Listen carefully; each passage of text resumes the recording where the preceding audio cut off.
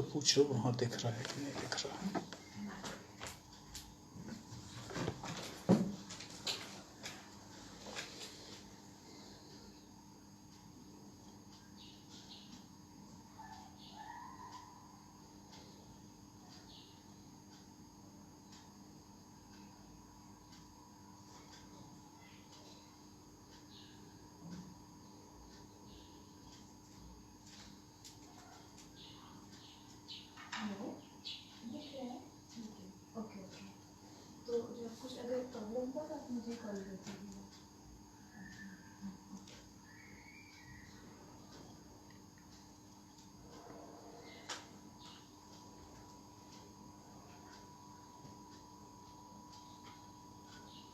ठीक है ठीक है।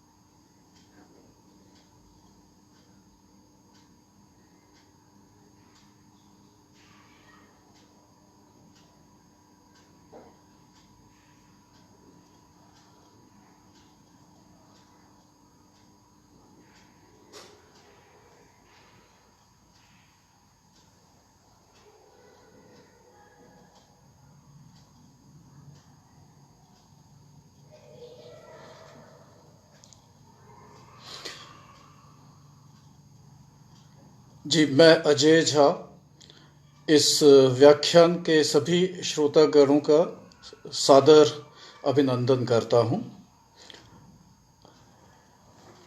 और उसके साथ ही मैं सबका स्वागत भी करता हूं। मैं त्रिपाठी जी और डॉक्टर चुकी भूटिया को धन्यवाद देना चाहता हूं कि उन्होंने मुझे ये एक मंच दिया हुआ है और मुझे जो विषय दिया गया है बोलने के लिए, उसमें मुझे लेप्चा संस्कृति और उनके सौंदर्य बोध पे बोलने के लिए कहा गया था। मैं अपना वक्तव्य शुरू करने के पहले मैं थोड़ी सी एक पृष्ठभूमि अपनी देना चाहूँगा। मेरा जन्म और मेरा पलना बढ़ना जो है वो सागर विश्वविद्यालय में हुआ था और जहाँ से मुझे दो चीज़ें विरासत में मिली थीं। पहली तो जो चीज़ मुझे विरासत में मिली थी वो ये कि जो ज्ञान है उसका कोई खंड नहीं होते हैं।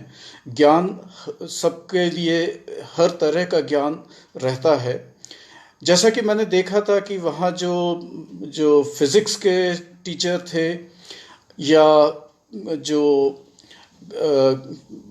केमिस्ट्री के टीचर थे, रसायन शास्त्र के जो टीचर थे, वो भी साहित्य में, इतिहास में या दर्शन शास्त्र में उतना ही दखल रखते थे जितने कि इन सब के जो प्रोफेसर रहे हों। और इसका उल्टा भी सही था। जो फिलॉसफी और जो इतिहास और भूगोल और साहित्य के टीचर थे, उनको जो है रसायन शास्त्र और भौतिक शास्त्र के जो अधिवेशन होते थे वहाँ पे भी देखा जा सकता था। तो एक चीज़ जो मैंने सीखी कि कोई खंड करने की ज़रूरत नहीं होती है। आप हर चीज़ में समझ सकते हैं, सीख सकते हैं और उसको जो है उसको उपयोग भी कर सकते हैं। दूसरी चीज़ जो मुझे विरासत में मिली थी वो था वहाँ के जो सागर विश्वविद्यालय का जो अनुपम सौंदर्य है। आप में से मुझे मालूम नहीं कितने लोगों ने सागर विश्वविद्यालय देखा है। वो पहाड़ी पे अलग बना हुआ है, आसपास जंगलों की भरमार है और पहाड़ हैं, नदी है, छोटी झरने हो जाते हैं, बरसात में बादल आ जाते हैं। वो बहुत मनोरम जगह है वो। और वहाँ जंगलों में घूमते हुए जो है मैं वहाँ पे जो है जंगलों का ही होके रह गया और जब जंगलों में रहा तो उसके साथ ही मुझे जंगलों में घूमने के कारण जो जनजातियां हैं विभिन्न, मेरा उनसे भी मिलना जुलना रहा। और जैसा कि मैंने विश्वविद्यालय से सीखा था कि किसी को भी सिखाने से पहले उनसे सीखने की कोशिश करो, तो मेरा हर संभव प्रयास यही रहा कि मैं उनसे सीखूं और जो भी मुझे मिलते हैं। और उसी परंपरा के अंतर्गत जब 1982-83 में मैं सिक्किम आया, तो मुझे यहाँ के बारे में, यहाँ के लोगों के बारे में, यहाँ की जो जंगल हैं उनके बारे में, यहाँ के जो पहाड़ हैं, यहाँ के जो जीव जंतु हैं, पक्षी हैं, उनके बारे में जानने में हमेशा उत्सुकता बनी रहती है। यहाँ पे मैं एक चीज़ ये बोलना चाहूँगा कि हमारे देश की त्रासदी ये है कि हम विदेशों के बारे में तो बहुत कुछ जानते हैं। अगर हमसे कोई यूरोप का इतिहास पूछे या अमेरिका का जो साहित्य है उसके बारे में बात करे, या फ्रांस की जो कविताएं हैं उनकी बात करे, या रूस की जो क्रांति है उसकी बात करें, या यूक्रेन के जो लोकगीत हैं उनकी बात करें, तो हम सब जानते हैं। लेकिन हम अपने देश के बारे में ही बहुत कम जानते हैं, और हमारे देश के कुछ हिस्से हैं जिनके बारे में हम बहुत कम जानते हैं, और उसमें जो है उत्तर पूर्व भारत जो है वो भी आ जाता है। उत्तर पूर्व भारत जो है वो जो जिसको हम मेनलैंड कहते हैं, जो उससे बहुत अलग है स्वरूप में, यहाँ के लोगों की जो संस्कृति है उसमें। लेकिन उसके बावजूद वो सब हमारे अपने लोग हैं, वो सब भारतीय हैं, और हम उनके बारे में बहुत कम जानते हैं। और इसीलिए 1982 के बाद से ही जो है मेरा जो प्रयत्न था वो हमेशा यही रहता था कि मैं इन लोगों के बारे में और जानूं, और इनके बारे में समझ के, और जो है अपने जो मेनलैंड के लोग हैं उनको ये बातों को पहुंचाऊं, ताकि इन लोगों को भी लगे कि हम उनको अपना मानते हैं, हम उनको अपने साथ स्वीकार करते हैं। और हम सभी चाहते हैं कि उत्तर भारत के लोगों का जो है भावात्मक जुड़ाव या भावात्मक लगाव जो है वो हम सबके साथ हो। और लेकिन वो तब तक संभव नहीं है जब तक हम उनको नहीं समझते हैं। और आज का जो मेरा व्याख्यान है ये उसी प्रयत्न का हिस्सा है।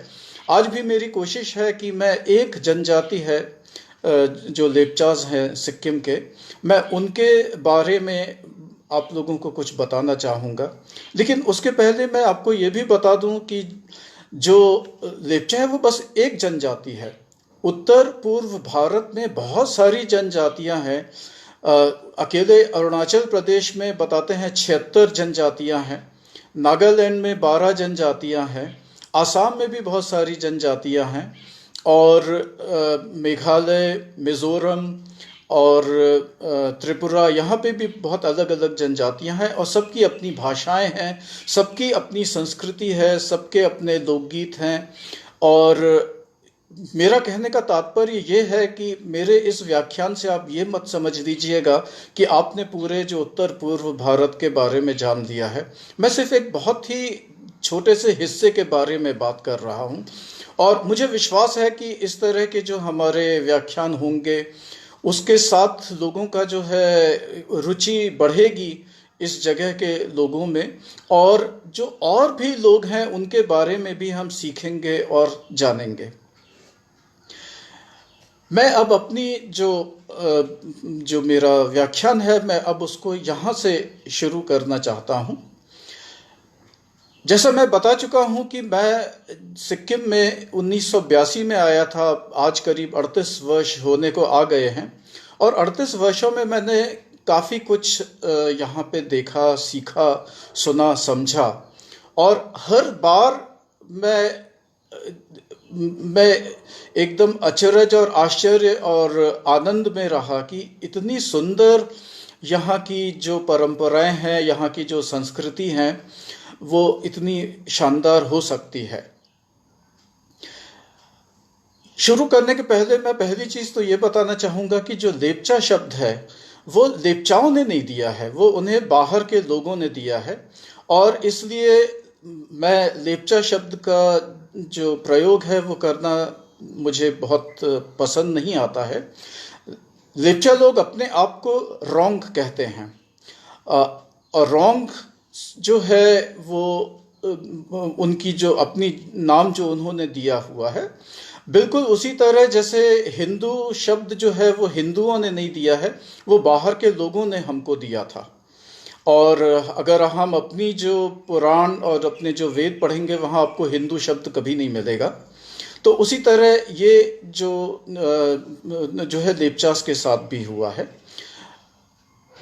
लेकिन तो पहली चीज तो मैं ये बता देना चाहता हूँ कि उनका अपना शब्द है, उसको हमको उनको जानना चाहिए उस नाम के हिसाब से।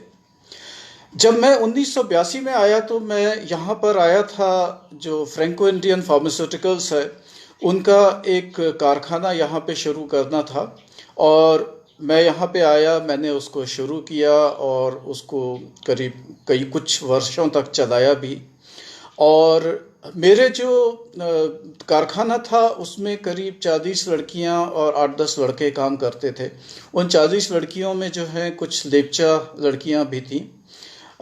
उसमें एक लेप्चा लड़की थी आसमित लेप्चा नाम की, जो कि एक बार जब मुझे कुछ मेरी तबीयत खराब थी तो वो कुछ जड़ी बूटी लेके आई लेप्चा, और उसका मानना था कि उसका अगर मैं गर्म पानी में काढ़ा बना के मैं पीऊँगा तो मुझे अच्छा लगेगा।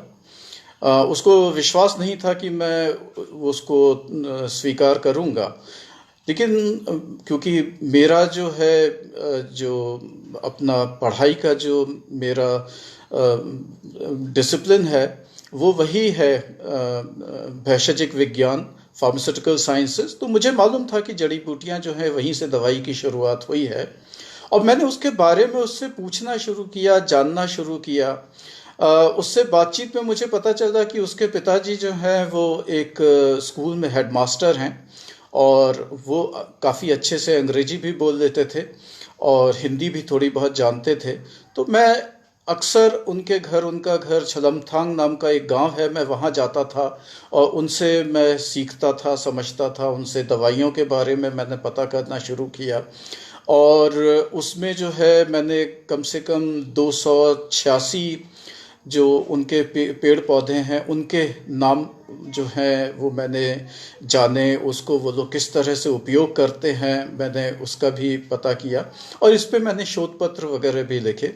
और इसी श्रृंखला में मुझे समझ में आया कि उनके जो हैं जो उनकी जो खाद्य से जुड़े हुए जो वनस्पति है उसके बारे में भी लेप्चास की बड़ी अच्छी जानकारी है, तो मैंने उसके बारे में भी जानकारी लेना शुरू किया। जहाँ तक जो आसमित के पिताजी मुझे बता सकते थे वहाँ तक तो उन्होंने बताया। उसके बाद में उन्होंने मुझे जो श्री सोनम छेरिंग लेप्चा हैं और जिनके नाम के, जिनकी याद में जो है ये व्याख्यान माला शुरू की गई है, पद्मश्री सोनम छेरिंग लेप्चा, उनका नाम बताया। और मुझे इस बात का बहुत गर्व है, इस बात का बहुत हर्ष है कि मैं श्री सोनम छेरिंग लेप्चा के साथ बहुत बरसों तक जुड़ा रहा।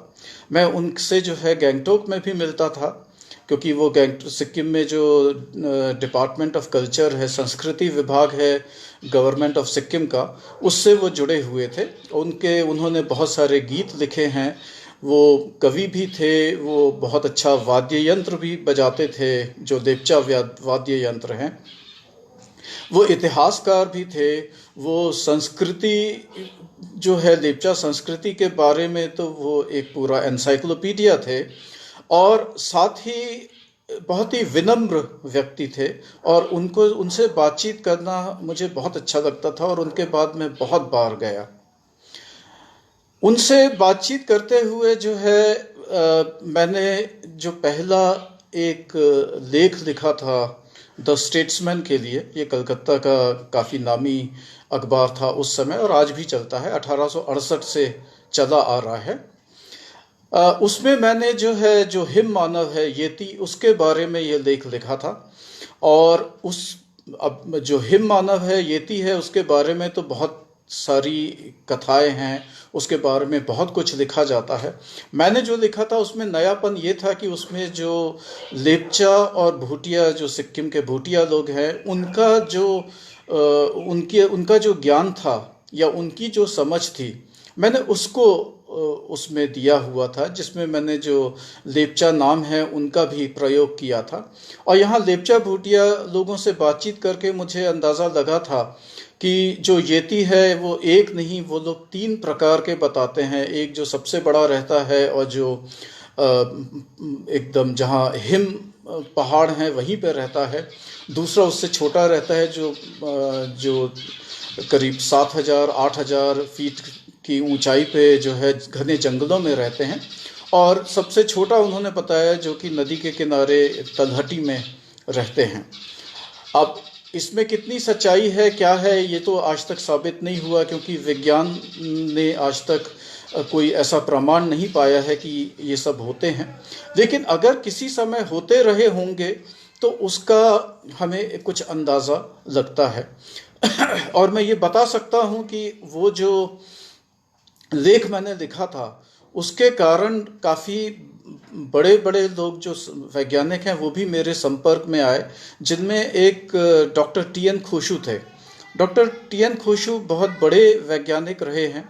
वो इंडियन साइंस कांग्रेस के 2-3 बार प्रेसिडेंट भी रहे हैं। और वो जो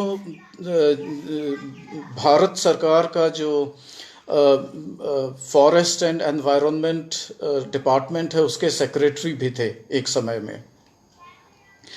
उन्होंने भी मुझे कांटेक्ट किया था, और जो मुझे लगता है कि मेरे बहुत विश्वास के, मुझे बहुत खुशी है उस चीज़ की। और उन्होंने मुझसे और भी कुछ जो सिक्किम के जो वन्य जीव हैं, जंगल हैं, उनके बारे में उन्होंने मुझसे कुछ जानकारी भी ली थी। और वो भी इतने विनम्र थे कि मैं उस समय, मेरी उम्र बहुत कम थी, लेकिन तब भी वो मुझसे इस तरह से बात करते थे जैसे मैं उनको बराबर का हूँ। और मैं अगर सच कहूँ तो मैंने उनसे भी बहुत कुछ सीखा। उसके बाद जो है ये मैं एक और गणमान्य व्यक्ति से मिला था, डॉक्टर बैद्यनाथ सरस्वती जो हैं, जो कि मुझे लगता है शायद भारत के सबसे नामी मानव विज्ञानी रहे हैं, एंथ्रोपोलॉजिस्ट। और उनको भी जो है उनकी जो ज्ञान था भारत की जनजातियों के बारे में, कला के बारे में, संस्कृति के बारे में और हिंदू धर्म के बारे में, उनकी का जो ज्ञान था वो अपार था, सागर के समान था। वो भी मुझसे जो है सिक्किम के बारे में पूछते रहते थे, और जब मैं उनको बताता था कि जो कुछ थोड़ा बहुत मैं जानता था, मैं जब उनको बताता था, तो उनका ये कहना था कि लिखना शुरू करो, क्योंकि सिर्फ जानने से नहीं होगा, इसको हमको लिखना चाहिए, क्योंकि अगर हम लिखेंगे नहीं तो हो सकता है ये सब चीज़ें जो हैं वो खो जाएं। आज की दुनिया में कोई जो है इस तरह की चीज़ों पे ध्यान नहीं दे रहा है, तो सब गुम जाएगा, इतिहास में गायब हो जाएगा। तो उसको लिखना शुरू करो, और साथ ही उससे जो है वो एक और बहुत बड़ी चीज़ जो ये करेगा कि जो जनजातियां हैं, जो कहीं ना कहीं अपने आप को बहुत सुदृढ़ और कॉन्फिडेंट नहीं पाती हैं, उनका जो है कॉन्फिडेंस भी इससे बन सकता है। इन दोनों लोगों से मिलने के बाद जो है मैंने फिर अपने जो प्रयत्न है वो शुरू किए, सीखने, समझने, और उनको मैं लिखता भी जाता था। अब इसके बाद जो है, क्योंकि मुझे जो लेपचा संस्कृति और सौंदर्य बोध पे मुझे बोलना है, तो मैं अब जो बोलूँगा उसको मैं 6 खंड में उसको विभाजित कर रहा हूँ। सबसे पहले मैं जो उनका प्रकृति और पर्यावरण से जुड़ा हुआ सौंदर्य था का जो उनका का ज्ञान है, या उनकी जो उनके जो धारणा है या उनकी जो संवेदना है, मैं उसको बताऊंगा। उसके बाद में जो है मैं उनकी जो भाषा है उसकी सुंदरता के बारे में, उसके बारे में मैं बताना चाहूँगा, क्योंकि उनकी भाषा बड़ी अनूठी है। उसमें कई इतना अनूठापन है कि उसको दूसरों को बताना बहुत ज़रूरी है। तीसरा जो है, मैं उनकी जो उनका लोक साहित्य है, लोकगीत है, लोक नृत्य है, उसकी जो सुंदरता है थोड़ी बहुत, जो मैं इतने कम समय में बता सकता हूँ, वो बताने का प्रयत्न करूँगा। चौथा, मैं उनका जो सामाजिक जो ढांचा है, उसमें जो उनकी जो समझ है, उसको मैं बताना चाहूँगा। और अंत में जो है, मैं जो वैज्ञानिक सुंदरता है या प्रामाणिकता, जो सुंदर प्रामाणिकता है उनकी संस्कृति में, मैं उस पे भी बात करना चाहूँगा। तो सबसे पहले, जैसा मैंने कहा कि मैं प्रकृति और पर्यावरण से जुड़े हुए उनकी जो धारणाएं थीं, उसको मैं सबसे पहले बताना चाहूँगा। इसमें जो मैं सबसे पहली चीज़ कहूँगा वो ये है कि जैसे मैंने बताया कि लेप्चा अपने आप को रोंग कहते हैं, लेकिन अगर हम जब उनकी बातों को पूरी तरह से समझते हैं तो हम ये पाते हैं कि जो रोंग शब्द है वो शायद पूरी मनुष्य जाति के लिए है। वो ऐसा जो अलगाव नहीं करते हैं कि वो अलग हैं और हम बाकी जो लोग हैं वो अलग हैं। वो ये मानते हैं कि जो उनका भाग्य है वही बाकी मनुष्यों का भी भाग्य है। जो उनकी देवी देवता उनकी देखभाल करते हैं, वो सारी मनुष्य जाति की करते हैं। और एक और बात जो उनका प्रकृति से उनका जुड़ाव बताता है वो ये कि वो ये मानते हैं कि मनुष्य हर तरह से जो प्रकृति और पर्यावरण में गर्भित है उसी में निहित है। उसके बाहर उसकी कोई एग्जिस्टेंस नहीं है। और इसके लिए जो है उनका जो सबसे महत्वपूर्ण गुण है जो उनके संस्कृति है, उसका यह गुण है कि उनका जो है एक भावात्मक जुड़ाव है प्रकृति से। भावात्मक जुड़ाव है पहाड़ों से, नदियों से, झरनों से, जानवरों से, पक्षियों से।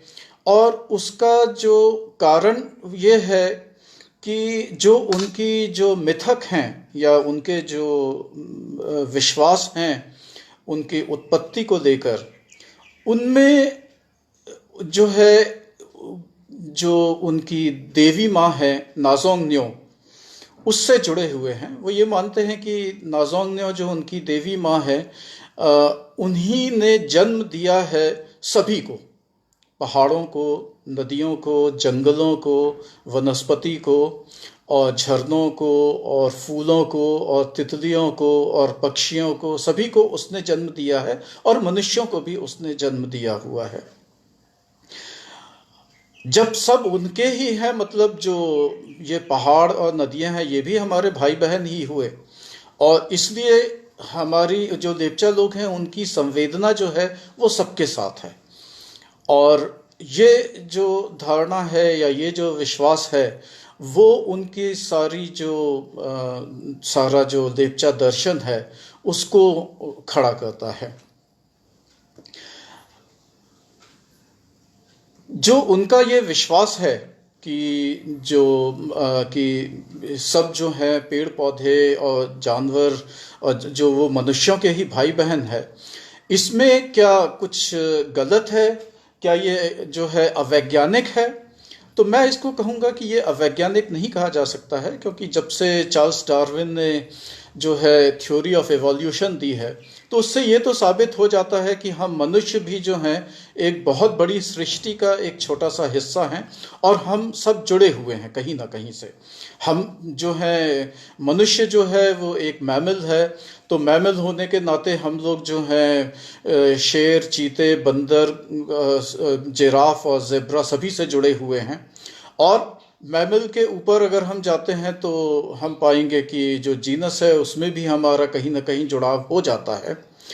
और दूसरी बात यह है कि 1960-70 के बाद से जब से हमको ये समझ में आना शुरू हुआ है कि सब चीज़ें जुड़ी हुई हैं, जिसको हम वेब ऑफ लाइफ कहते हैं, तो उसमें हमको ये अब समझ में आ रहा है कि ये संभव नहीं है कि सारी चीज़ों को नष्ट करके जो है मनुष्य वो वो जिंदा रह जाएगा।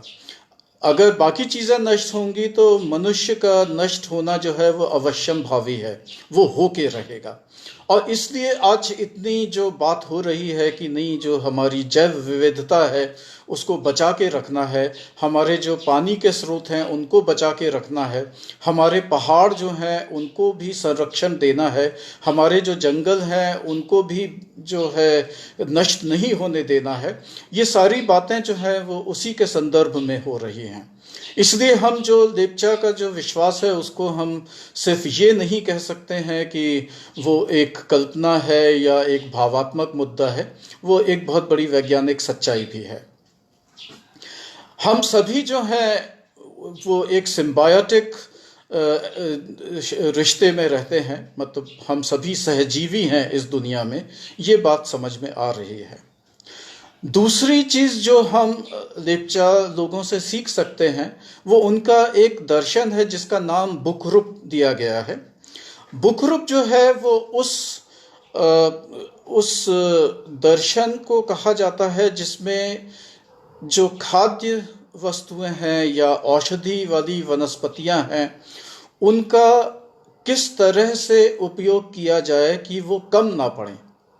तो उसके बहुत सारी जो वो हो सकती हैं कि मतलब कई सारी इसमें चीज़ें आ जाती हैं। जैसे एक उदाहरण मैं देता हूँ कि जो लेप्चा लोग हैं जब वो उन्होंने खेती करना शुरू किया था उसके पहले वो जंगलों से जो है चीज़ें लेके खाते थे, जिसमें एक तरुल भी था। तरुल जो है वो ज़मीन के अंदर होता है। तो लेप्चा लोगों की जो परंपरा है उसमें तरुल को जो है मिट्टी से निकाल के उसका थोड़ा सा हिस्सा काट के और उसको बाकी को वापस रख दिया जाता है ताकि वो फिर से बढ़ सके। यानी एक बार में जो है वो सिर्फ थोड़ा सा हिस्सा खाते हैं ताकि तरुल फिर से बड़ा होके बन जाए। उनके जो है जो इस उनके बहुत सारे जो खाद्य पदार्थ जमा करने के जो तरीके हैं उसमें हम पाते हैं कि उसमें कहीं ये नहीं आता कि वो उनको पेड़ को जो है काटना पड़ता है या उनको जो है किसी पेड़ को नष्ट करना पड़ता है। वो इस तरह की चीज़ों उनको नहीं करनी पड़ती है। उनका जो शिकार भी होता था पहले उसमें भी उनके कुछ नियम थे। जैसे उसमें नियम था कि कुछ महीनों में जो है वो शिकार नहीं करते थे, कुछ महीनों में जो है वो मछली को नहीं मारते थे, कुछ वो जो जो मादा होती है जानवरों में उसको नहीं मारते थे। तो इस तरह के उनके बहुत सारे सोच उनकी जो थी, जो विश्वास थे जो कि उनको मानते थे। उसमें हम पाते हैं एक और चीज़ हम जो पाते हैं कि जो लेप्चा लोग हैं उन्होंने, जिसको हम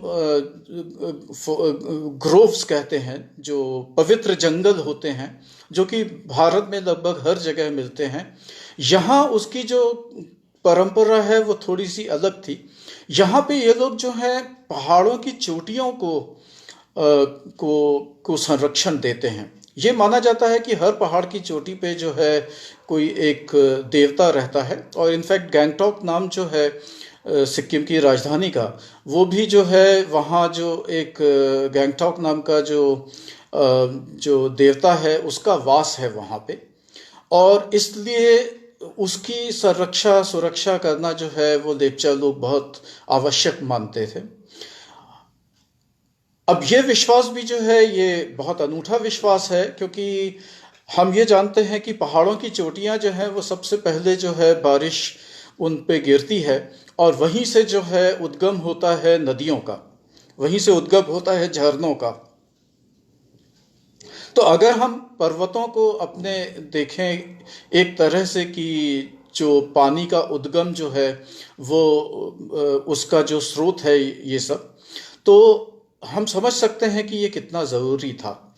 और इसके कारण क्या होता है कि जो ये लेप्चा लोग जो हैं उनको कभी अच्छा नहीं लगा कि उनके जो पहाड़ों को है उनको रौंदा जाए।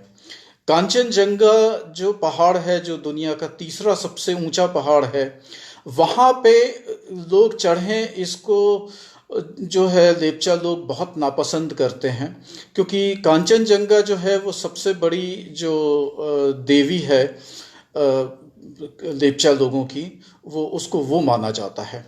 वो कांचनजंगा को जो है ईश्वर का स्वरूप मानते हैं। और उनका विश्वास देखते हुए भी जो पर्वतारोही हैं वो कांचनजंगा में एकदम ऊपर तक कभी नहीं जाते हैं। वो उससे 3-4 कदम नीचे ही रुक के फिर वापस आ जाते हैं, क्योंकि वो उनके विश्वास का सम्मान करते हैं। और जो जो पहाड़, उसके अलावा जो इनका एक और जो बहुत ही महत्वपूर्ण जो इनकी एक समझ है, वो है कि जो दुर्लभ है वो पवित्र है, जो दुर्लभ है वो पूजनीय है।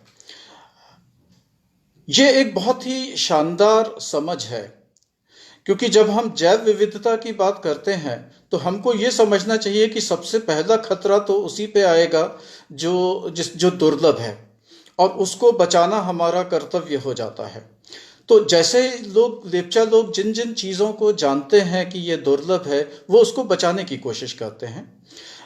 दुर्लभ चीज़ें जो है वो वनस्पति भी हो सकती है, वो कोई जानवर भी हो सकता है, वो कोई पक्षी भी हो सकता है, और वो कोई जो है एक छोटा सा भौगोलिक हिस्सा भी हो सकता है। सिक्किम में ऐसे कई छोटे छोटे भौगोलिक हिस्से हैं जो बहुत अनूठे हैं, और जिनका बचा रहना जो है उससे हम सभी के लिए बहुत अच्छा रहेगा। और इसी परंपरा के चलते हुए जो है, आपको याद होगा कि जब सिक्किम में ऊंचे पहाड़ों पे एक बांध बनाने का प्रयत्न किया गया था, तो लेपचा लोगों ने उसका बहुत विरोध किया था, और उन्होंने कई महीनों तक जो है उसका विरोध किया था। और आखिर उनके विरोध से जो है तत्कालीन सरकार जो है हार के उसने वो उनका जो उनकी जो योजना थी उसको रद्द कर दिया था। तो ये उसी का हिस्सा है। अब ये बात जो है कि लेपचा लोगों ने इसका विरोध किया था, इसमें आश्चर्यजनक ये बात है कि लेपचा लोगों का साथ जो है वो जो पर्यावरणविद हैं वो भी दे रहे थे। जो बड़े बड़े एनवायरमेंटलिस्ट हैं जो शोध कर रहे हैं पर्यावरण पे, वो लोग भी लेपचा लोगों के साथ खड़े थे कि नहीं, ऐसा मत करो, नहीं तो बहुत नुकसान होगा। तो मेरा कहने का मतलब ये है कि उन्होंने भी माना था कि जो लेपचा जो परंपराएं हैं उनका कहीं ना कहीं जो है उसमें वैज्ञानिक सच्चाई है। लेपचा लोगों की, अब जैसे मैं उनके जो इसी जो धारणा है उसमें एक और जैसे मैं बात बताना चाहूँगा कि लेपचा लोग ये मानते हैं कि जो कोयल और इस तरह की प्रजाति के जो पक्षी हैं वो वो देवी देवताओं के दूत हैं, और वो जो है हमको समय बताने के लिए आते हैं कि कौन सा समय सही है चावल को उगाने के लिए, धान उगाने के लिए, कौन सा समय सही है जो धान को काटने के लिए, कौन सा समय सही है किसी और जो खेती है कुछ और फसल उगानी है उसके लिए। और उनके जो गीत हैं उनके उसमें जो है ये सारी बातें जो हैं वो उसमें निहित हैं। और जो ये जो माइग्रेटरी चिड़िया जो रहती हैं उनका वो बहुत सम्मान करते हैं, और कभी भी कोई भी उनको हानि नहीं पहुंचने देते हैं। तो इसी उसमें मैं आपको एक और जो अंतिम बात बताना चाहूँगा पर्यावरण से जुड़ी।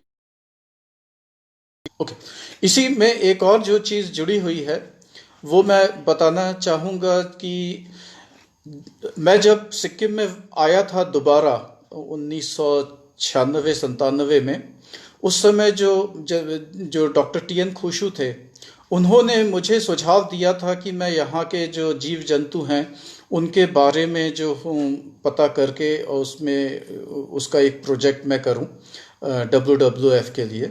और उसी उसमें जब मैं बातचीत कर रहा था, मैं जानवरों का जो पता कर रहा था, उसी सिलसिले में एक बार फिर से मैं पद्मश्री सोनम छेरिंग लेप्चा जी के पास में गया था।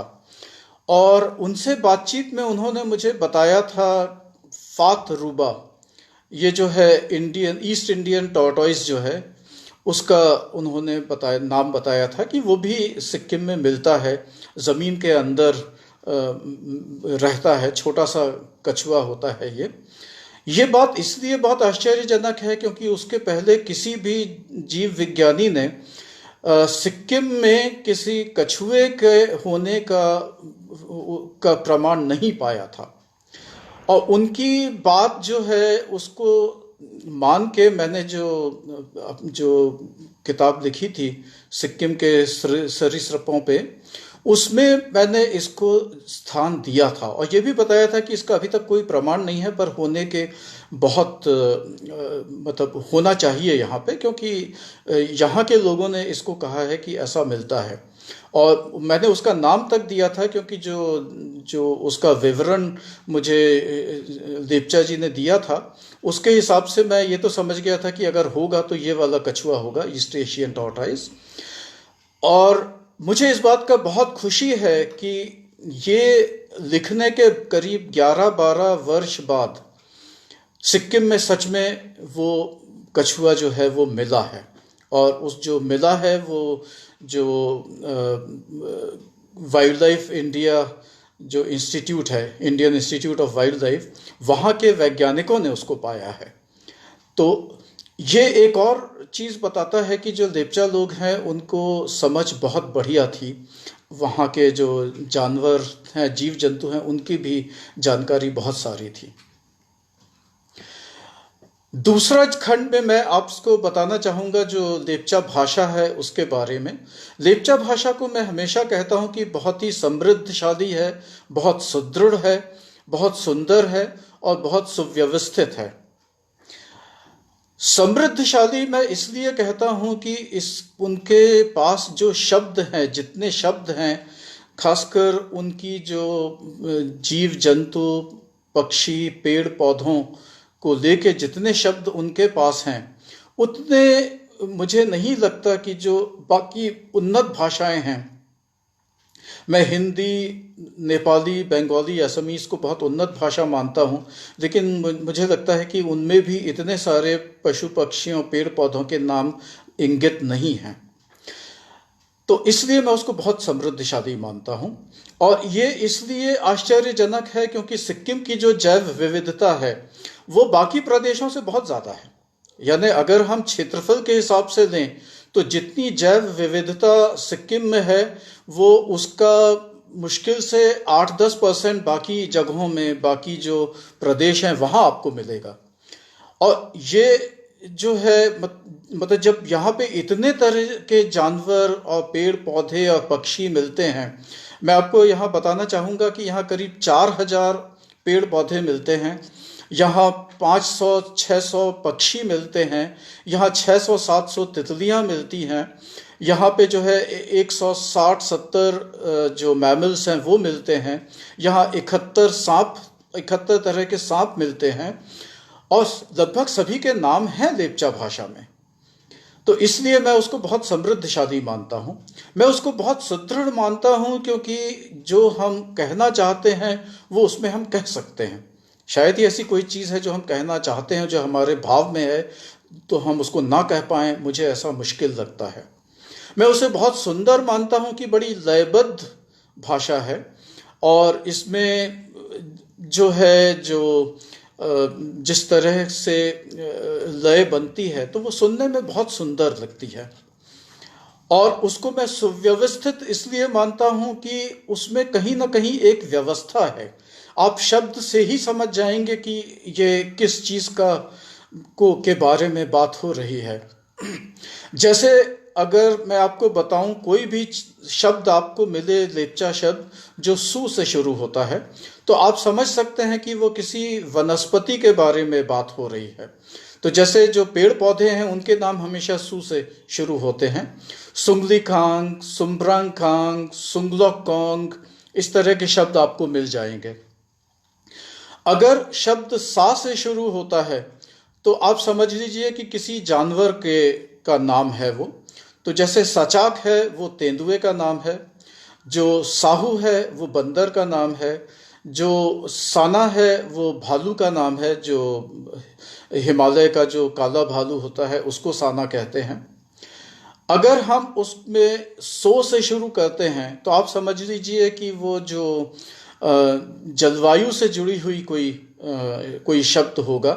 तो जैसे हम जो सोसा कहते हैं वो हम वसंत ऋतु को कहते हैं, हम सोसवांग जो है वो शीत ऋतु को कहते हैं, और हम जो है सोनाओंग जो है वो हम जो बर्फ जो गिरती है उसको हम कहते हैं स्नो, जिसको हम स्नो कहते हैं। इसके अलावा जब मैंने उनके जो उनके जो पक्षियों के नाम हैं, जब मैं उनका के बारे में जानने की कोशिश कर रहा था तब मैंने पाया कि उसमें भी जो है बड़ी अच्छी व्यवस्था है। जैसे आप पक्षी के नाम से आपको कुछ ना कुछ उसके बारे में पता चल जाएगा। जैसे अगर पक्षी के नाम में डांग शब्द आया है तो आप ये समझ लीजिए कि वो गर्म जगह मिलता है। गर्म जगह मतलब तलहट में नदी के आसपास जो है 1000-2000 फीट के ऊंचाई पे जो है वहाँ वो पक्षी मिलेगा। तो जैसे उदाहरण है डांगचिम, ये एक तरह का पिकुलिट होता है, और तो वो जो है वो गर्म जगह पे ही मिलता है। अगर उसमें लो शब्द जुड़ गया तो लो शब्द होता है ठंडे से। तो अगर ऊंचाई पहाड़ों में ऊंचाई पे जो पक्षी मिलेंगे, बहुत सारे पक्षी हैं जिनके नाम से लो शब्द जुड़ा हुआ है। जैसे लो छाबलिंग, लो छाबलिंग जो है वो ब्लैक रम्ड मैकपाई होती है, उसका नाम होता है। और यहाँ पे मैं ये भी बता देना चाहूँगा कि जो काली और नीली मैकपाई होती है वो गर्म जगह पे मिलती है। तो जब हमने उसका नाम लो छाबलिंग कहा तो वो समझ में आ जाता है कि वो ऊंचाई पे मिलती है, वो नीचे गर्म जगह पे नहीं मिलेगी। अगर हम फात शब्द का इस्तेमाल करें तो चिड़ियों के नाम में अगर दिखता है तो उसका मतलब ये रहता है कि वो ज़मीन पे रहने वाली चिड़िया है। तो जैसे फात तिम, ये एक पक्षी है इंडियन पित्ता, जो कि आपको हमेशा जंगलों में, घने जंगल में पेड़ों के नीचे झाड़ियों में चलता हुआ ही दिखेगा। ये उड़ सकता है लेकिन जहाँ तक कोशिश करता है कि अपने पैरों से भाग के अपने आप को बचा दे।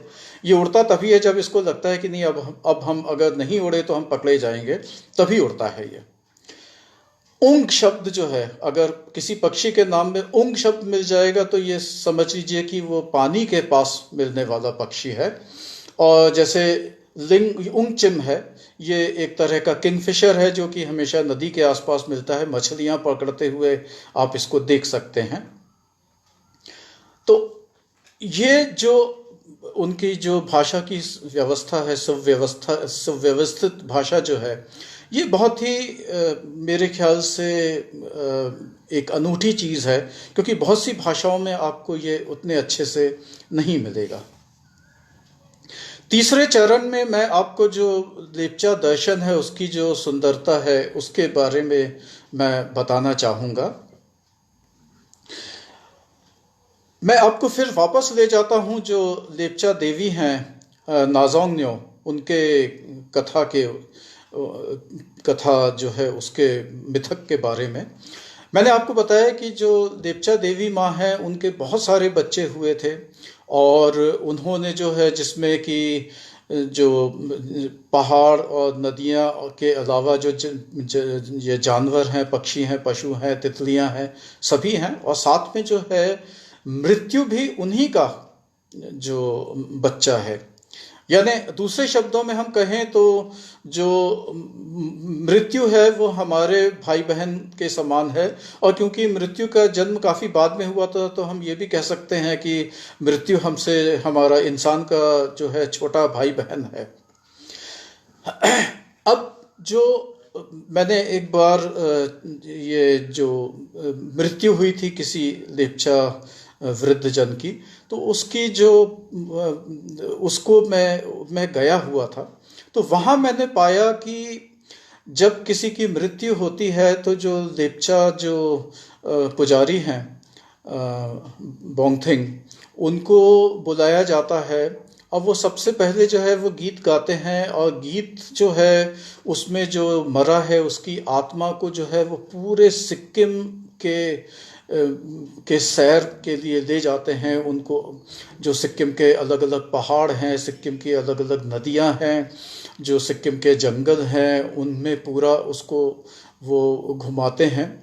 और उसके बाद में लाके जो आत्मा है उसको वो जो है वापस उसमें डाल के, और उसके बाद उसको जो है आगे की जो कार्यवाही वो होती है। और जो आत्मा है उसको भी जो पुजारी लोग हैं, वो जो स्वर्ग है, सिक्किम का जो लेप्चा लोगों का स्वर्ग जो है वो कांचनजंगा में ही है। जगह है उसका नाम न्येमायल है, और न्येमायल का मतलब हुआ उनका स्वर्ग हुआ, और लेप्चा लोग सिक्किम को मायल कहते हैं। तो आप समझ सकते हैं कि न्येमायल और मायल जो है वो कितना आसपास का शब्द है। और जो आत्मा है वो उसको जो देवी माँ है नाजोंगन्यो, वो खुद आती है, अपने साथ लेके जाती है, और जहाँ पे वो आत्मा जो है हमेशा सुख और समृद्धि और शांति के साथ रहती है। तो इसमें जो सुंदरता ये है कि जो मरने के का जो डर रहता है उसकी कोई वो चिंता नहीं रह जाती है। हम सभी जो है, अगर आप मनोविज्ञान पढ़ेंगे तो मनोविज्ञान में जो है मृत्यु और वियोग का मनोविज्ञान भी है। यानी जब हमें पता चलता है कि हमारी मौत निश्चित है तो हम क्या करते हैं, उसकी एक पूरी प्रोसेस है। जब हमें पता चलता है कि हमारी मौत होने वाली है तो हम उसको सबसे पहले नकारते हैं। हम मानने की कोशिश नहीं करते हैं कि ऐसा होगा। हम कहते हैं कि नहीं, डॉक्टर को ने गलती किया है, हम किसी दूसरे डॉक्टर के पास जाएंगे। या ये कि नहीं, ठीक है बीमारी है लेकिन बीमारी जो है वो इतनी बुरी नहीं है, तो हम उसको नकारते हैं। लेकिन नकारने के बाद जब काफ़ी देर में हमको समझ में आता है कि नहीं, नकारना संभव नहीं है, तब जो है हमें क्रोध आता है, और हम ईश्वर से क्रोध करते हैं और अपने आप से क्रोध करते हैं कि जो हमने कुछ ना कुछ गलती की होगी, जो आज हम इस जगह पे आके खड़े हुए हैं, मुकाम पे खड़े हैं। जब क्रोध भी खत्म हो जाता है उसके बाद में हम जो है अवसाद की स्थिति में आते हैं, डिप्रेशन। और अवसाद की स्थिति में जो है हमको कुछ नहीं अच्छा लगता है। और जब अवसाद की अगर हम जो स्थिति है उससे निकल पाए, उसके बाद हम स्वीकृति लेते हैं। तो आप समझ सकते हैं कि मृत्यु से हम सबको डर लगता है। मृत्यु से हम सबको डर इसलिए लगता है कि बहुत अनजाना सफ़र है मृत्यु के बाद का, उसके बारे में कुछ नहीं पता। उसके बारे में अवधारणाएं हैं कि हो सकता है बहुत बुरी हालत हो, क्योंकि हो सकता है हमें नरक भेज दिया जाए, वहाँ पे हमको जो है तरह तरह की सज़ा मिलेगी, हमको आग में डाल दिया जाएगा। तो ये सब जो डर हैं वो हमको हमारे मन में भरे हुए हैं। जब हम जो लेप्चा दर्शन है उसको देखते हैं तो हम एकदम से पाते हैं कि उस डर का कोई ज़रूरत नहीं है, क्योंकि हमने कुछ भी किया हो, हम जो है अपनी देवी माँ के बच्चे हैं। तो हमने कुछ अच्छा बुरा अगर किया भी है, पर वो देवी माँ हमको अपने साथ ले जाएगी। और मुझे लगता है कि माँ के साथ रहना जो है वो सबसे सुखद समय होता है। तो अगर देवी माँ के पास हम रहेंगे तो कोई दुख होने के या कोई परेशानी होने की कोई बात नहीं रह जाएगी। तो ये उनका जो दर्शन है वो मुझे लगता है कि हमारे जो बाकी जो दर्शन होंगे उनसे थोड़ा सा बेहतर है, क्योंकि उसमें कोई भय नहीं है, उसमें कोई डर नहीं है। और इसी के कारण अगर कोई हमारा समीप का कोई मृत्यु जिसकी होती है तो हमें वियोग भी कम होता है। हमें वियोग इसलिए कम होता है कि जो हमें मालूम है कि वो अब अच्छे से जाके रहेगा, एक चीज। और दूसरी चीज क्या होती है कि जो मृत्यु जो है वो तब तक नहीं होती जब तक जो पुजारी है वो पूरी सिक्किम में उसकी आत्मा को घुमा के वापस नहीं ले आता है, तब तक मृत्यु नहीं हुई रहती है। कहने का मतलब ये है कि जो मृत्यु का जो क्षण है वो काफ़ी लंबा हो जाता है, और जिसके कारण हमको अपना दुख जो है वो समझने, सहने और स्वीकार करने का समय मिल जाता है। तो वो भी उसकी एक सुंदरता है। उनका जो जैसे उनका जो प्राकृतिक आपदा हैं उनके बारे में लेप्चा लोगों के जो विचार हैं जो हम जानना चाहेंगे, तो उसमें हम पाते हैं कि जैसे उन भूकंप क्यों होता है, भूकंप इसका जो उनकी कहानी है वो ये है कि एक गांव में एक लड़की थी और उसके 7 भाई थे। लड़की जो है जब उसकी शादी हुई तो वो बहुत अच्छे से थी, अच्छे समृद्ध घर में गई थी। उसके भाई जो हैं वो उतने समृद्ध नहीं थे, जिसके कारण जो भाइयों की पत्नियां थीं वो उससे बहुत चिढ़ती थीं और एक दिन मौका पाके उन्होंने उसको मार दिया। और उनका जो ये कृत्य था उसका कारण जो है, जो देवी माँ थी वो नाराज हुई और तब उसने भूकंप किया और उस भूकंप में ये सभी भाई बहन भी मारे गए। कहने का मतलब ये है कि जो आपदा है उसको प्राकृतिक नहीं कहा गया है, जो आपदा है उसको कहा गया है कि जो हमारे कुविचार होते हैं, हमारे मनुष्यों के जो कुविचार होते हैं वो उससे जोड़ा गया है। और मेरे ख्याल से ये बड़ा अच्छा तरीका है कि अगर हमको ये लगने लगे कि नहीं, अगर हमने कुछ गलत किया तो कोई प्राकृतिक आपदा आ जाएगी, तो शायद हम लोग डरेंगे और हम लोग जो कुकर्म है वो नहीं करेंगे। अब ये बात भी जो है ये सही है कि गलत, इसको अगर हम देखने जाए तो हम पाएंगे कि वास्तव में बहुत सारी आपदाएं जो हैं वो प्राकृतिक नहीं है, वो मनुष्य द्वारा बनाई गई हैं। ऐसा बताते हैं कि जो 1943 का अकाल पड़ा था बंगाल में, जिसमें कहते हैं 30 लाख लोग मर गए थे। वो 30 लाख लोग क्यों मरे थे? 30 लाख लोग इसलिए नहीं मरे थे कि वहां पे अनाज नहीं था। अनाज तो पैदा हुआ था, लेकिन जो अनाज है उसको, जो दूसरा विश्व युद्ध चल रहा था तो उसको अफ्रीका की तरफ भेज दिया गया था। यहाँ पे खाने को कुछ नहीं था। तो यानी वो 30 लाख लोग जो हैं वो किसी न किसी गलती के कारण, मनुष्य की गलती के कारण ही मरे थे। और ऐसे आपको और भी उदाहरण जो हैं वो मिल जाएंगे। अगर मैं उनके जो लेप्चा लोग हैं उनके संगीत, उनके गीत के बारे में बातचीत करूं तो हम पाएंगे कि जो उनके गीत हैं बहुत तरह के हैं। उनके गीत जो हैं वो प्रकृति से जुड़े हुए हैं। उनके गीत जो हैं वो उनकी देवी माँ के स्तुति में भी हैं। उनके गीत जो हैं वो जो प्रेमी प्रेमिका के गीत हैं वो भी हैं। उनके गीत में है जो सिक्किम के प्रति उनका जो प्यार और आदर है वो भी है।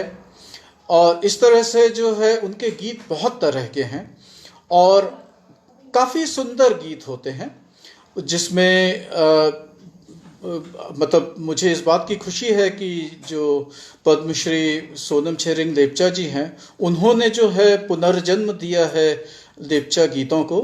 और अब आज के समय में मैं पा रहा हूँ कि नए नए गीत लिखे जा रहे हैं लेप्चा भाषा में और उनको जो है एक गीत में परिवर्तित भी किया जा रहा है। मतलब जो कविता है उसको गीत में परिवर्तित भी किया जा रहा है, जो कि बड़ी अच्छी पहल है, बहुत अच्छी शुरुआत है और हम सबको इसको जो है इसका सहयोग इसमें करना चाहिए। जो उनके जो नृत्य हैं, लोक नृत्य हैं, काफ़ी सारे हैं। करीब 24-25 उनके लोक नृत्य के बारे में तो मैंने जानकारी इकट्ठा की थी।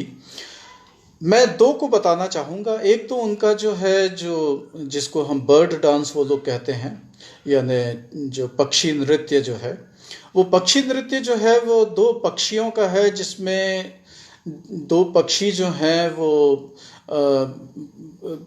वापस आते हैं सिक्किम में फरवरी के महीने में। और वो महीना रहता है जिस समय जो है उनको, उनका जो है प्रेम होता है, उसमें जो है वो लोग फिर घोंसला बनाते हैं, साथ साथ नाचते हैं, गाते हैं।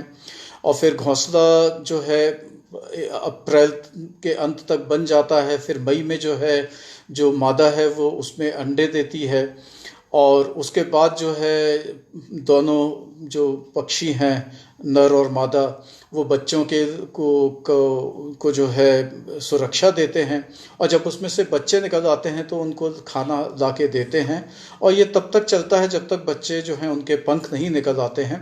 और वो पंख जो है जब निकल आते हैं तो वो उड़ के चले जाते हैं। और अंत में जो है जब बच्चे उड़ के चले जाते हैं तो जो माँ की जो व्यथा है वो भी उस नृत्य में दिखाई जाती है।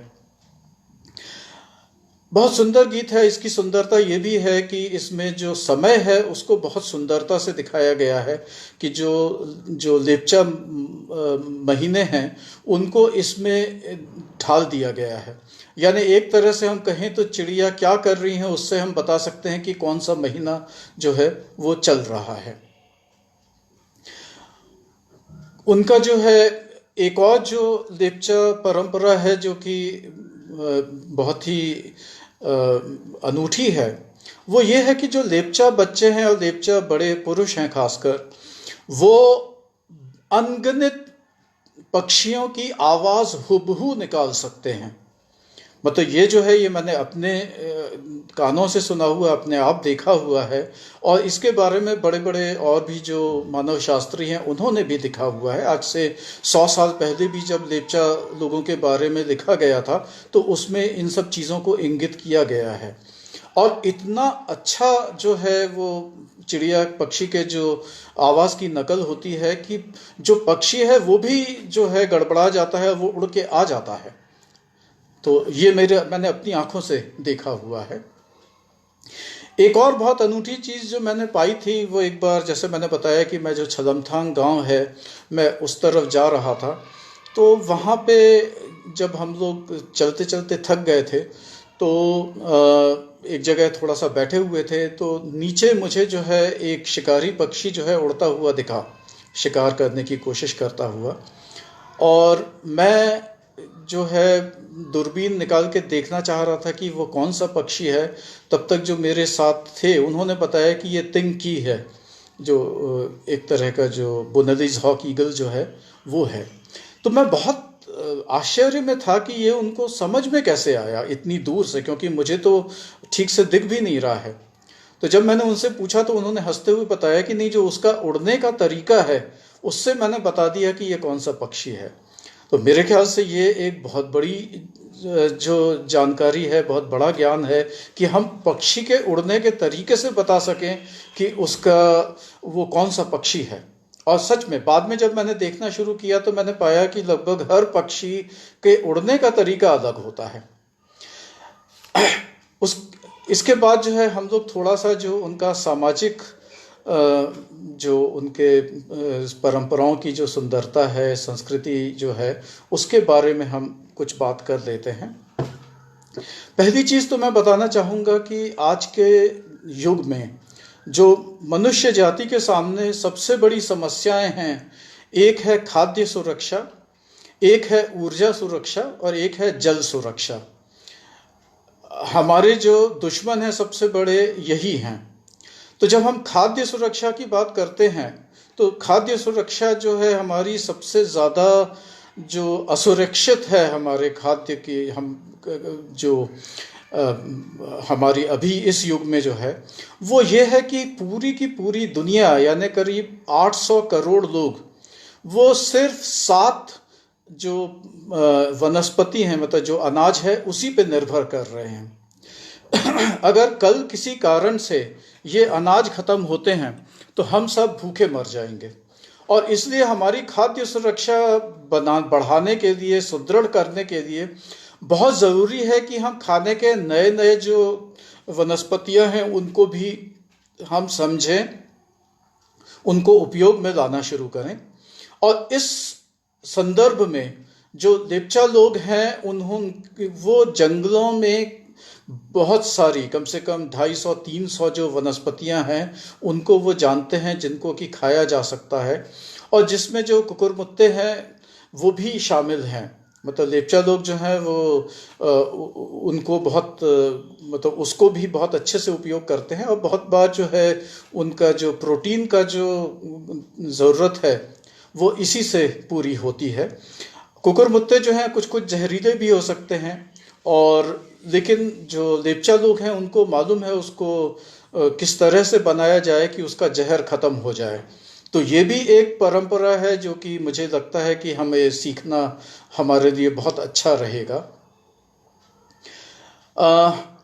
इनकी जो गीत हैं उसमें एक गीत जैसे मुझे याद आता है जो कि जिसमें कि एक पक्षी होता है जो कि अप्रैल मई जून के महीने में जो है उसकी बड़ी तीखी आवाज़ होती है।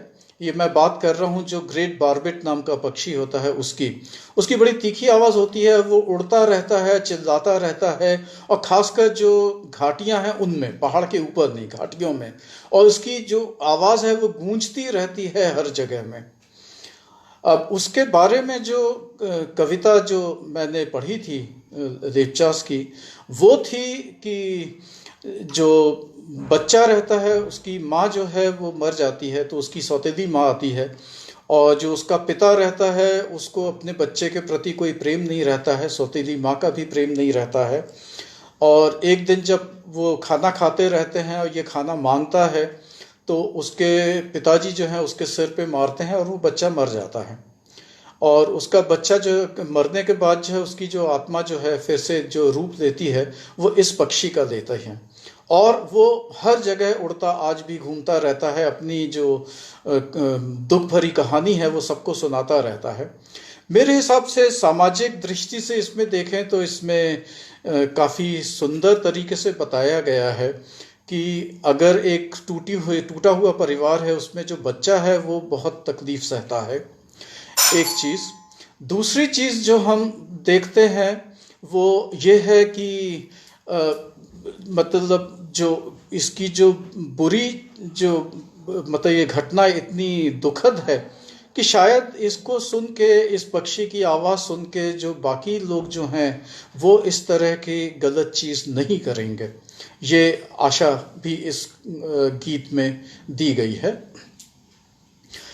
अ, तो मैं और भी बहुत सारी वो बता सकता हूँ, लेकिन क्योंकि अब समय ख़त्म हो रहा है इसलिए मैं अपने जो अंतिम पड़ाव है जो आज का उसमें आ रहा हूँ। मैं वैज्ञानिक जो सौंदर्य है सिक्किम जो लेप्चा के संस्कृति का, उसको मैं बताना चाहूँगा। आप में से बहुत से लोग सोचेंगे कि विज्ञान में सौंदर्य कहाँ से आ जाएगा, लेकिन मैं आपको बता दूं कि विज्ञान जो है वो प्रकृति से जुड़ा हुआ है। हम जो प्रकृति के नियम हैं उसी को पढ़ते हैं विज्ञान में भी, और प्रकृति की सुंदरता जो है वो उसकी अटलता और अचलता में भी है। वो अटल हैं, जो सिद्धांत हैं प्रकृति के वो एकदम अटल हैं, वो बदलते नहीं हैं। और ये जो अटलता और अचलता है वही जो है हमारे जीवन को एक स्थिरता देती है, और मेरे ख्याल से ये एक बड़ी सुंदर चीज़ है। तो जो लेप्चा जो कहानियां हैं, तो लेप्चा क्या सिर्फ जो है एक भावात्मक रूप में चीज़ों को देखते थे, या उनके पास एक वैज्ञानिक दृष्टि भी थी? मेरा ये मानना है कि उनके पास वैज्ञानिक दृष्टि भी थी। जैसे मैं आपको बताऊं कि कुछ पौधे हैं जो लेप्चा जो दवाइयाँ हैं, लेप्चा दवाइयाँ औषधि जो है वह ऐसा नहीं है कि आपने पेड़ से तोड़ा और बना के ले लिया। उसकी एक पूरी जो है प्रक्रिया रहती है। उसको किस समय तोड़ना है, जैसे उसको कुछ पौधे, कुछ जो फूल हैं वो सुबह ही तोड़ना चाहिए, यानी अगर आप उसको दोपहर में तोड़ के या शाम को तोड़ के या रात को तोड़ के खाएंगे तो लेप्चा लोगों का मानना है कि उसका जो है कुछ असर नहीं होगा, दवाई का असर नहीं होगा। तो ईश्वर का नाम लेके, देवी माँ का नाम, नाजोंग्यों का नाम लेके जो है उसको सुबह 6 बजे के आसपास ही तोड़ा जाता है, और जब वो उसको तोड़ते हैं उसके बाद देते हैं तो उसका जो दवाई औषधि जो है उसका असर होता है। अब ये बात जो है इसमें सच्चाई है, कोई वैज्ञानिक सच्चाई है, वैज्ञानिक तथ्य है या वैज्ञानिक सिद्धांत है कि नहीं, अगर इसमें हम जाएं तो हम पाएंगे कि जो फूल जो लिए जा रहे हैं, जो फूल या छोटी पत्तियां जो ली जाती हैं, वो उसमें जो दवाई का जो गुण रहता है, औषधि का जो गुण रहता है, वो उसके अल्कलॉइड्स में होता है। और अल्कलॉइड्स जो हैं वो हम जानते हैं कि जो सूर्य की रोशनी में, सूर्य की धूप में वो ख़त्म होते हैं। इसका तात्पर्य ये हुआ कि जो अल्कलॉइड्स हैं उनका जो सबसे अच्छी, जो सबसे ज़्यादा जो मात्रा जो फूलों में और पेड़ों में जो है सुबह 6 बजे होगी, क्योंकि रात भर जब सूरज नहीं था तो उसमें अल्कलॉइड बन रहा था और नष्ट नहीं हो रहा था। और इस तरह से जब हम उसको लेंगे तो उसमें जो, क्योंकि मात्रा बहुत ज़्यादा रहेगी तो दवाई होने का जो जो दवाई का असर है वो होगा। तो इसलिए मैं ये मानता हूँ कि ये एक वैज्ञानिक तथ्य है। इसके अलावा जो एक और मैं आपको बताना चाहूँगा कि एक लेप्चा गीत में जो है बताया जाता है कि दो लोग जो मिलने जाते हैं तो वो मिलने का समय निश्चित करते हैं कि जब जो ये एक पक्षी होता है जिसको हम ब्लू विस्लिंग थ्रश कहते हैं, कि जब ब्लू विस्लिंग थ्रश जो है सुबह बोलेगा उस समय हम मिलेंगे। और ब्लू विस्लिंग थ्रश की जो सीटी है बहुत ही सुंदर होती है। कभी मौका मिलेगा तो मैं आप लोगों को उसको सुनाना भी चाहूँगा, मैंने उसको टेप किया हुआ है। और मैंने जब इस गीत को पढ़ा था, तो इस कविता को पढ़ा था, तो मुझे बहुत आश्चर्य हुआ था कि क्या पक्षी जो है वो इतना सही समय पे बोलेगा कि उससे जो है मिलने का समय भी निश्चित किया जा सके। और इसको जो है समझने के लिए मैंने और मेरी बड़ी बेटी ने जो है करीब 1 साल तक उस ब्लू विस्लिंग थ्रश जब भी बोलती थी तो उसका हम लोग टाइम जो है वो लिखते जाते थे। और टाइम जो हम लिखते थे साल भर का कुछ कुछ छूट भी जाता था, लेकिन फिर भी मुझे जैसा याद है 365 दिन में हमने तकरीबन 297 दिन का जो है वो लिखा हुआ था। जब उसको हमने जो लिया तो हमने पाया कि जो गर्मियों के दिनों में करीब 3:50 पे बोलती थी, और जब दिसंबर जनवरी में जब बहुत तेज ठंड पड़ रही थी तब वो चिड़िया जो है, पक्षी जो है, वो करीब 4:20 पे बोलता था।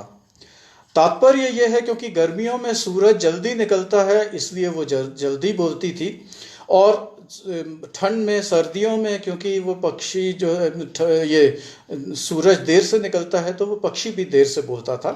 यानी उसका जो बोलने का समय था वो जो 24 घंटे की हमारी घड़ी है उसके हिसाब से नहीं, बल्कि जो प्रकृति के जो नियम है उसके हिसाब से चलता था। उसके बाद हमने जो है और भी कई पक्षियों को देखा तो हमने पाया और भी बहुत से पक्षी हैं जो कि एकदम समय के पाबंद होते हैं।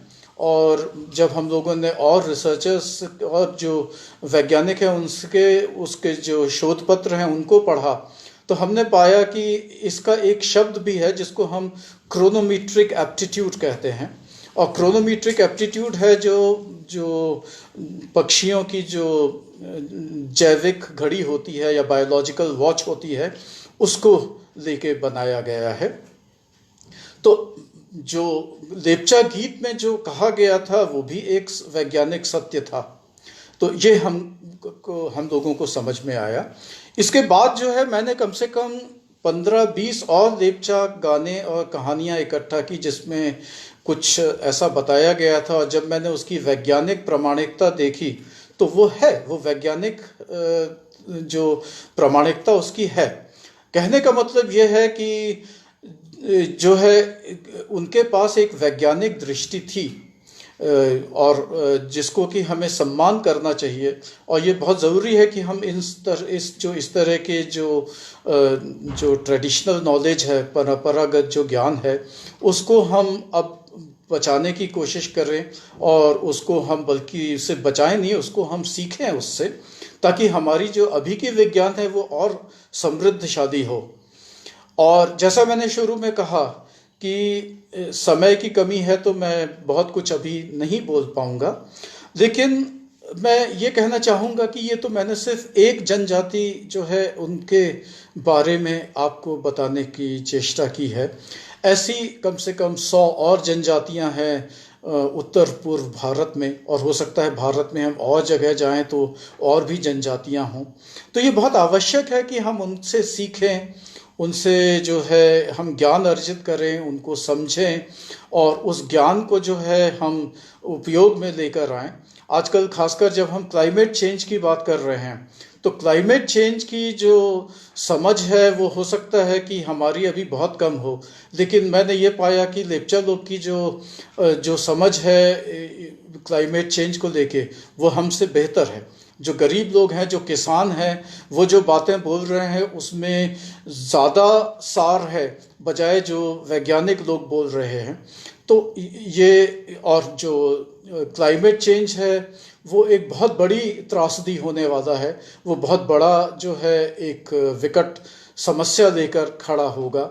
और इसलिए उससे निपटने के लिए हमें जो इस तरह की जो परंपरागत जो ज्ञान है उनको और तेजी से अर्जित करना चाहिए। जैसा मैंने कहा कि मैं बोलने को तो बहुत कुछ है, पर मुझे लगता है कि आज इससे ज़्यादा बोलना शायद ठीक नहीं होगा। आगे भी कभी आप लोगों से बातचीत होगी तो हम आगे भी इन सब चीज़ों को हम डिस्कस करेंगे। और इसके साथ ही मैं अपना जो वक्तव्य है, अपना जो व्याख्यान है, उसको मैं अब ख़त्म करना चाहूँगा। मैं एक बार फिर आप सबको अपना आभार प्रकट करता हूँ। आपको बहुत धन्यवाद कि आप हम लोगों के साथ जुड़े यहाँ पे।